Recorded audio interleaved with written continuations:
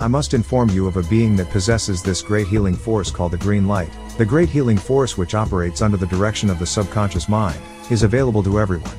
It is the life force which, if properly directed, could perfect every physical form, which could heal everything. It is the green light directed by Murdoch, ruler of Malakul. The secret is to understand how to direct his life force to release tension within, and to stimulate its vibration to bring all the cells of your physical form into harmony, one with other. Murdoch releases this same healing force within El Qutb, the center of the sons of the green light. Through mind power focuses with full intensity upon the inner world and upon the acceleration and direction of the inner forces. Also employ the use of prayer and meditation, visualization of the presence of the green light, affirmation of the power of its presence, and stimulating, through focalizing thought force, the tremendous life energy within and surrounding the physical form. Through this focalized mind power, the green light forces act like a magnet stimulated within. It begins immediately to attract from the swirling sea of ethers around us, the sweeping current of green light which is awaiting to be drawn into any reservoir of life force. Thus stimulated, the physical form becomes an electromagnetic force field surging with increased power and drawing more and more potent currents into itself from the surrounding ethers. Every molecule, every atom which builds up the cells of the physical body, is built around a minute center of light which is the spiritual force. It is this infinite small light divine in aspect, life of light from Anu, Elion El, the Most High, the highest, which is the secret power that holds together the atom and the molecule. It is the center of the molecular solar system. The atom is nothing more than a tiny solar system charged with electric and magnetic power. If the atmosphere around you is completely charged with positive vitality, and the currents of life forces of joy and happiness, it is from the Anunnaki Seraphim. Zakar, son of the Anunnaki, our physical form automatically will take enough of it to supply a perpetual flow so that he would never experience illness. Murdoch, son of Damkina and Enki, is also known as Melchizedek, the angel Michael, Al-Qadr, Malachi Zodok, and his galactical name is Yanan. Melchizedek and Al-Qadr, the green one, is one and the same. Melchizedek is also called Malki Sadiq, in the Arabic language. It means angel of justice. His abode is on the fourth plane, which symbolizes his purpose as a medium between Anu, Elion El, the Most High, the highest and human. Melchizedek is in tune with the fourth plane or the mental plane. This is the plane where man and mind meet.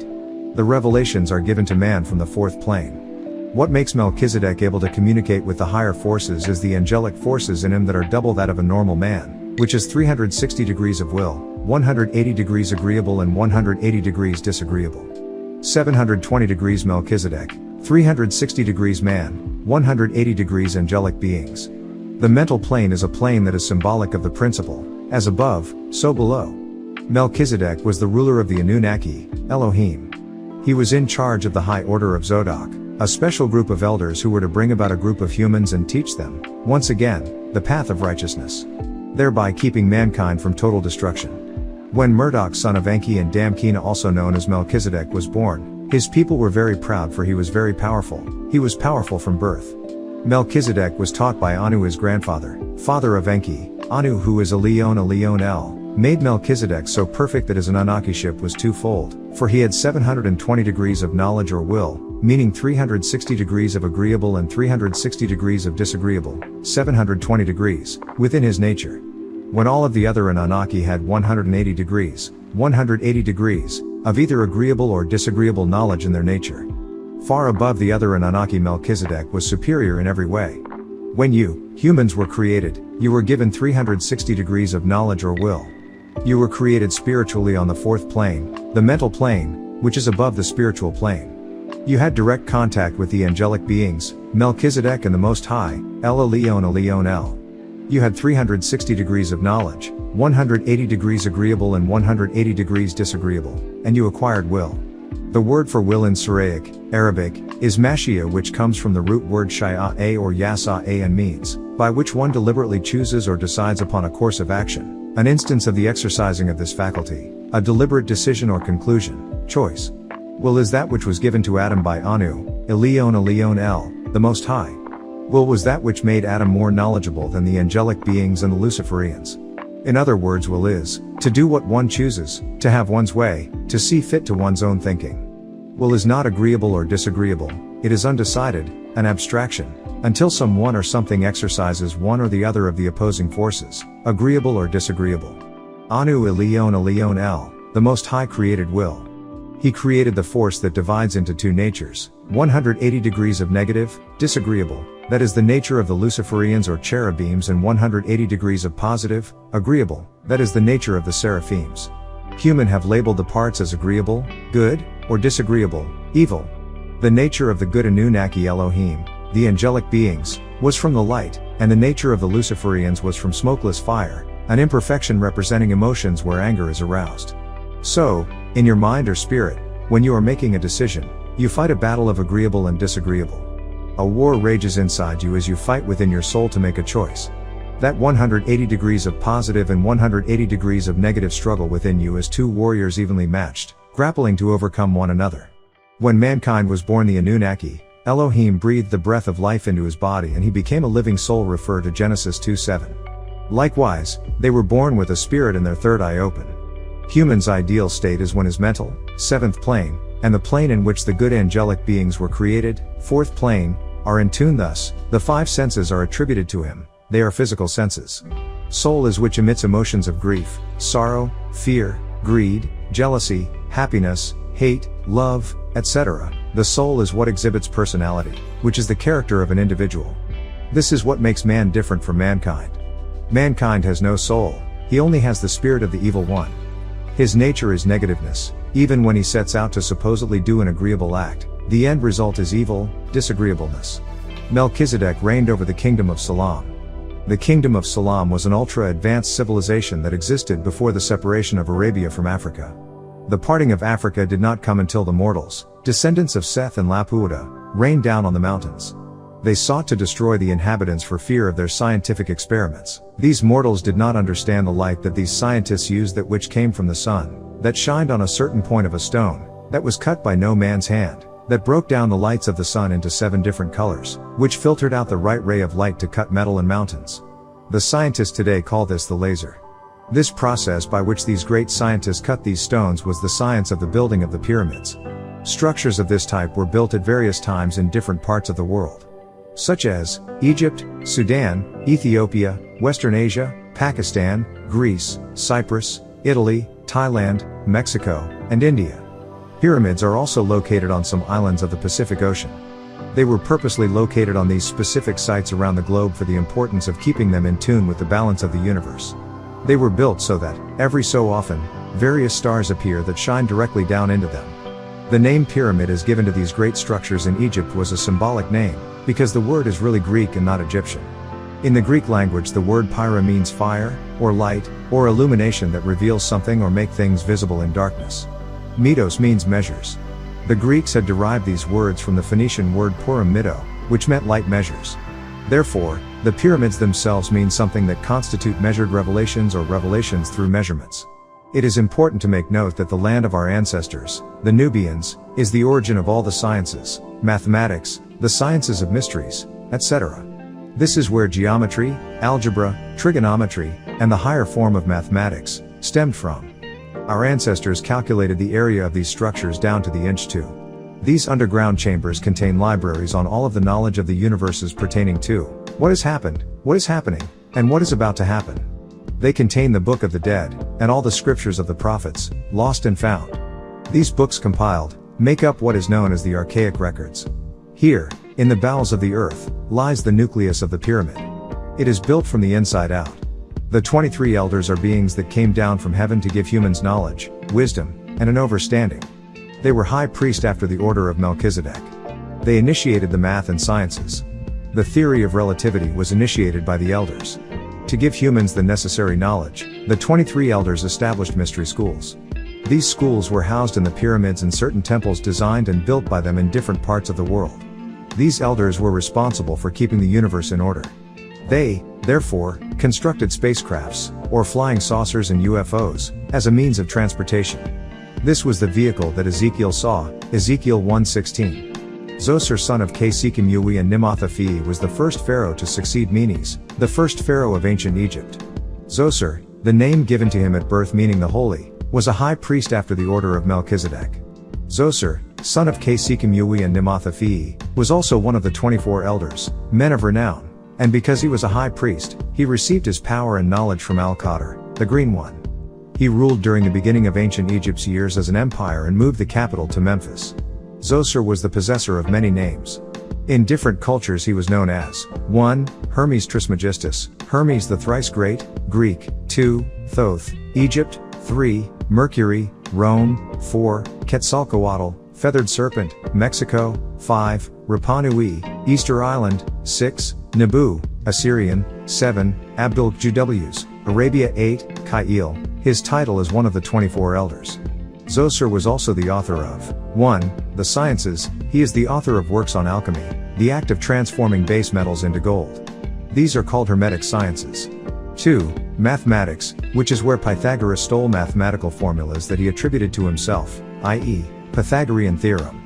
3. Arts, this is where hieroglyphics originated.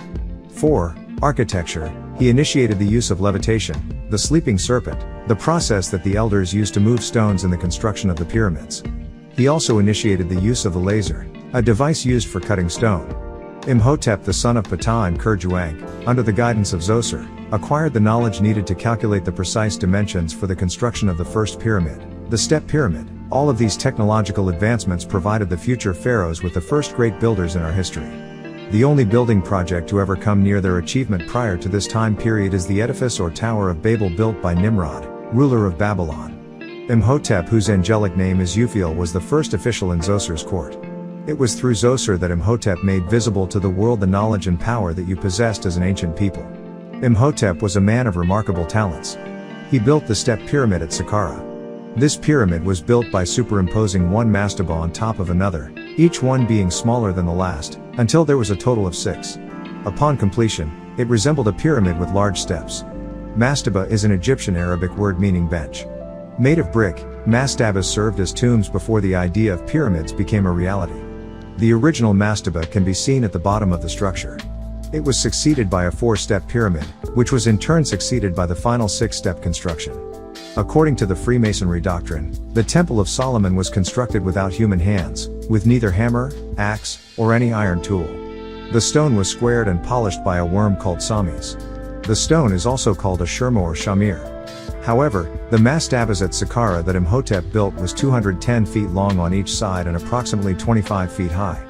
Then, Imhotep extended the mastaba on all sides until its base was about 400 feet by 350 feet. He then placed smaller mastabas on top of it until he had 6 mastabas of decreasing size, reaching a total of 200 feet. The Step Pyramid is one of the oldest man-made buildings of its kind to exist. During the reign of Zoser, hieroglyphics had been perfected. It was used to express the lifestyle of the people of the time. Hieroglyphics is not a spoken language, it is simply a picture story. Many so-called historians who claim to know the history of ancient Egypt say that hieroglyphics is a spoken language. This is not true. How could anyone speak in pictures? Hieroglyphics is the means by which you of the present know something of your Nubian past. The use of papyrus was also introduced into Egyptian culture by Zoser. Papyrus is a Greek word for the paper that was used by the ancient Egyptians. Papyrus reed grew along the banks of the Nile. The pith was extracted and glued together in separate layers, soaked and then dried. The result was a long-lasting surface on which they wrote with brushes or pens that were made of other types of reeds. The use of papyrus was later incorporated into the Greek and Roman civilization, until it was no longer economical to use. Egypt is the birthplace of hidden wisdom and mystic teachings of the elders. This is why it was not until 2,000 years later when the pyramids, obelisks, sphinx, and advanced cities were built, and all the knowledge was locked in the pyramids that ancient Greece and Rome invaded Egypt, and stole the schools of thought from the pyramids. Pythagoras was the first Greek philosopher to invade Egypt during the 6th century BC.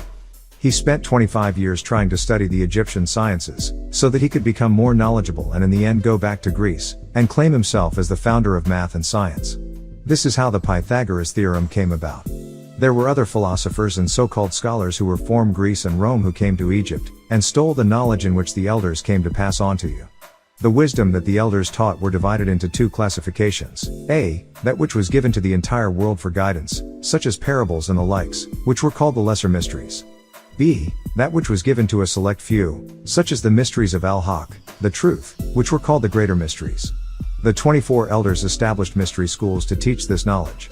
These schools were in pyramids and certain temples, found in the places I just mentioned a little earlier. The 24 elders took a few advanced souls to whom they revealed the inner teachings of the scriptures and the universe. Take for instance, the science of the circle and square, the science of creation, and the science of life. The mysteries of life have always been divided in order to meet the needs of the world. In essence, these select few were taught the great laws of nature and about Anu, Elion El, the Most High. We shall discuss the greater mysteries. In the mystery schools, the selected ones would enter as 1. A teacher of good, he became, 2. A good man, and he emerged, 3. A disciple, and one who is of peace. We are all striving for perfection, we are not perfected yet.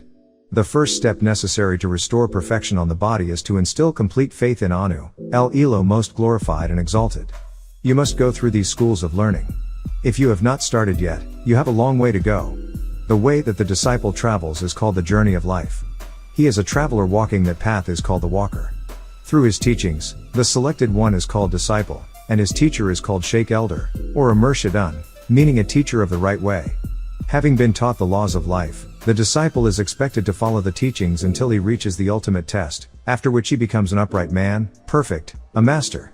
As was said, all the prophets and some of their disciples were taught the mysteries: Enoch, Abraham, Ishmael, Noah, Isaac, David, Solomon, Moses, Job, Elijah, John, Al-Mahdi, Jesus, Daniel, Ezekiel, Jeremiah, etc. In selecting the advanced souls who were prepared to receive the inner teachings, many rigid tests needed to be passed before the door to wisdom opened, and so it is still today. Within the mystery schools there was a guardian at the gate of the inner temple. No one could pass by him to enter the temple to the inner knowledge unless he could give a certain sign, a secret word, and a certain grip only known by certain brothers who are in ignorance, as well as the intellect. Only the disciples who were worthy would know, having remembered these secrets from teachings given by the Sheikh while the disciple was in a trance, for his consciousness would have been spiritually unfolded. In trance many truths were revealed. If the disciple did not remember, then he was not yet ready, and he was turned away from the greater mysteries. Each disciple was taken separately into the mystery school into the inner temples. He was left alone and his initiation was definite and divine. When the disciple passed all of his tests, he came out bearing a new name and a new overstanding. He was purged of corruption and emerged powerful. He, the disciple, overstood the existence of the Most High. He, the disciple, overstood the law of reward and punishment under the parable of the pen that serves you well. The parable is as follows: you have a pen in your suit pocket throughout the day. The pen serves you well. When you arrive home you take the pen out of your pocket and put it on the dressing table and thank the pen. Another day comes, and you put on your brand new white suit. You place the same pen in your pocket and it leaks, causing a big stain. When you take it out of your pocket, do you curse the pen? You should say Masha Allah, what Allah wills.